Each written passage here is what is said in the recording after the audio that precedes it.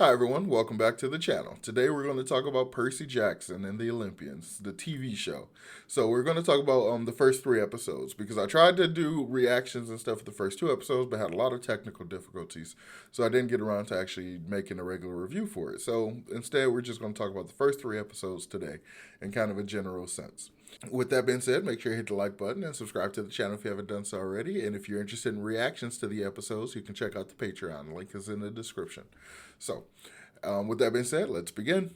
All right, so I've been anticipating this show for a while because I'm a big fan of Percy Jackson. I read the books a long time ago, and I love Greek mythology and all that kind of stuff. I really, really enjoy them.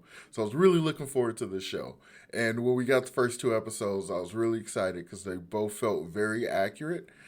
So I really like a lot of the stuff that they did. So in the first episode, we get a lot of stuff directly from the books that I think is like perfect. Like that opening narration was really, really well done. I think a lot of the characterization is done well. Like Brunner and stuff, he's exactly how I kind of pictured him in the books. He's I mean, they do like some of the stuff he does, like in the sequence of stuff he does, is not exactly as it is in the book, and it kind of irks me a little bit. But like, I think the dynamic, the personalities and stuff of the characters is really well done. There's some parts of Percy that have clearly been modernized because it's aimed at modern children instead of like 2005 children. So like, there's like a whole there's a different dynamic he has to him. There's this level of like I guess he's more savvy to the world in a lot of ways than he would have been in the original version. So there's like questions and comments and stuff he throws back when he gets information that's like fascinating because it's like, oh, I guess he wouldn't have asked that question. That's also a question that's somebody should have asked in the book. Like when his mother explains to him that she fell in love with a god, he's like, do you mean Jesus? Like that whole thing, I thought that was hilarious because that's also a concept that's never brought up in the actual books.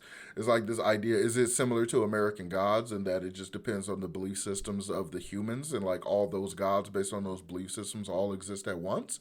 Is it something like that, or is this technically saying that the gods that came after the Greek gods aren't real gods or something like that? I don't know. So it creates interesting questions and stuff. So I like that they at least kind of touched on it, even though they don't really go into it. So I thought that was cool. Something though about the first episode that I didn't like at all.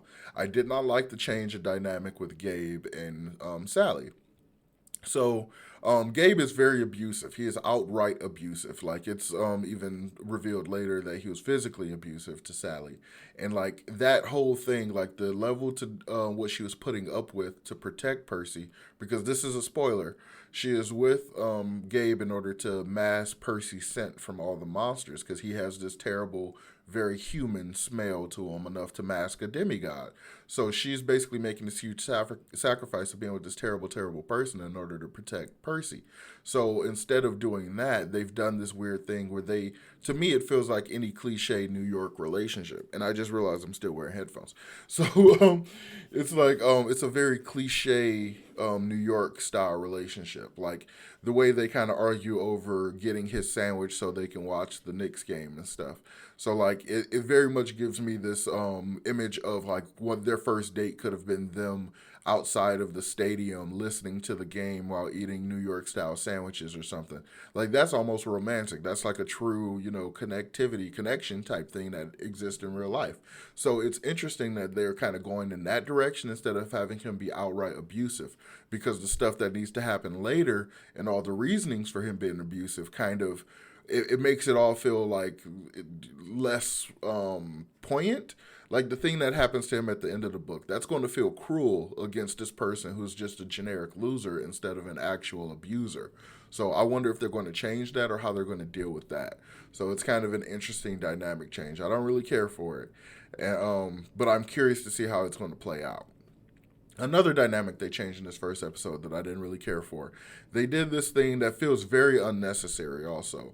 So after there's the confrontation at the museum with Nancy Bobofit, Percy is blamed for it, but Percy accidentally uses powers, so he doesn't really recognize what happened, so he's actually confused. So when they're questioning him about what happened to Nancy, he's like, I didn't touch her. Like he's telling the truth because he didn't touch her. The water grabbed her. So like there's that kind of stuff, but like they have this thing where they have Grover basically lie and say Percy was planning on attacking her or doing something against her or whatever. and also using a little bit of the truth because he did say that he wants, revenge against her and that kind of thing.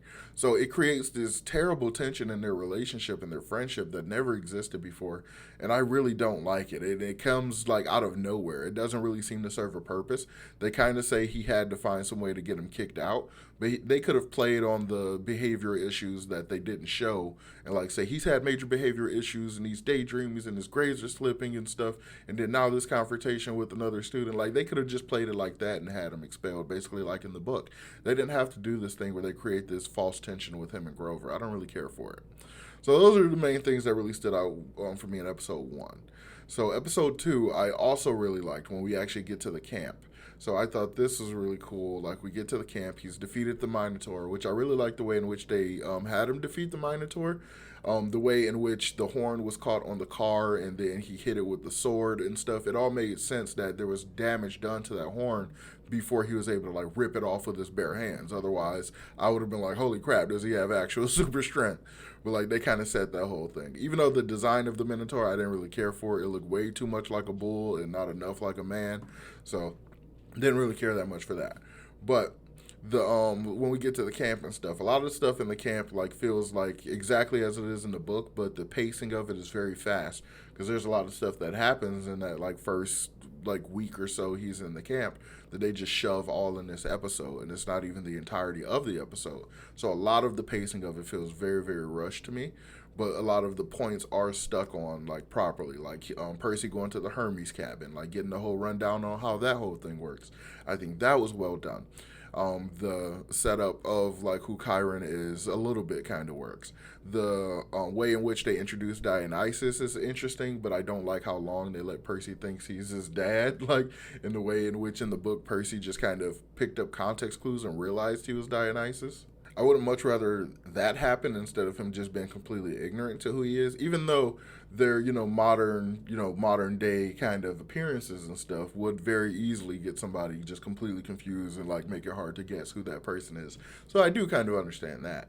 So the second episode I think worked a lot better, except the way in which they kind of set up the quest and like get them to the quest and everything. Like some of that was a little sloppy, some of it was a little truncated, but I think overall it's really, really well done. So far, this adaptation is like moving along quite nicely. We getting all the things that we needed that we didn't get from the movie adaptation, and a lot of it is being set up properly. But again, like my issue with episode 2 is just purely the pacing, because everything kind of moves way too fast and it doesn't seem like we let nearly enough stuff breathe. So, episode 3. So we finally actually go on the mission. We're actually on our quest. We get the introduction to the Oracle and stuff. And the way in which they did the Oracle, I don't like. So it's weird because the Sea of Monsters movie, when they actually, did the Oracle in that movie, they did it really, really well. They did a great job with it. So I understand that they're kind of in the position that they can't really do what they did in that movie, especially since those movies have the reputation that they have. But changing the green smoke and having the image of Gabe show up and deliver the prophecy and stuff, I hate that. I absolutely hated that. Like, there is no reason in the world why it should have been Gabe. There is no reason in the world why it needed to be anybody else. It could have really just been a voiceover in a cloud of green smoke. Like, it really doesn't need that at all. I did not like that one bit at all. It doesn't make any sense to me.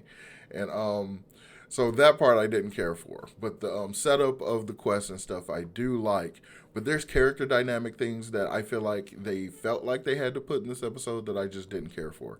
The entire first part of the quest I think was really well done. Them dealing with Medusa, the way they introduced it, and the way they were dealing with the Furies and stuff on their way there, like that stuff, all of that stuff, the main big pieces of the quest, starting off, I think was done really, really well. All that stuff very satisfying with. But the thing that I don't like is like when you take a group that is known as a close-knit, tight-knit, very close best friend group and you add all this extra tension in for almost no reason, just purely so that we have something for them to get over and come together over. So like it's basically the forced development that the group dynamic didn't really need, but it's also like development that you are almost obligated to put in because it's a TV show kind of thing. So there's just like all that there that like bugs the crap out of me in a lot of ways, because there's just the dynamic between the three of them. They were basically arguing and bickering, and they made Annabeth seem so mean, like not just assertive and kind of bossy and like very, arrogant with her intelligence the way she is in the book, but like outright mean. Like she does not like Percy and she doesn't care for like that kind of mean, which I think is a little directorial issue or maybe just a acting, young actor kind of interpretation issue.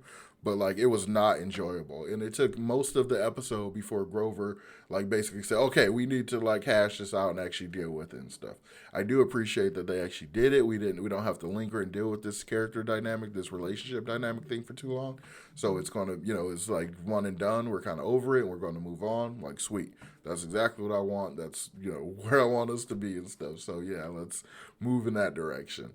So I'm really satisfied the fact that that stuff is finished and we are moving on to the better relationship dynamics and stuff that I want. So basically, my issues with episode 3 kind of get resolved by the end of the episode. So therefore, I have a positive feeling of the episode in general. So yeah, that's pretty much my really quick kind of review thoughts of the first 3 episodes of Percy Jackson. So far, I'm really, really appreciating this adaptation. I really like it. And again, I will say the end credit song sounds like a Avengers theme song ripoff. Like it sounds like they took the same melody and just changed it a little bit, and it's so incredibly distracting to me. Like it's so distracting that I find it funny.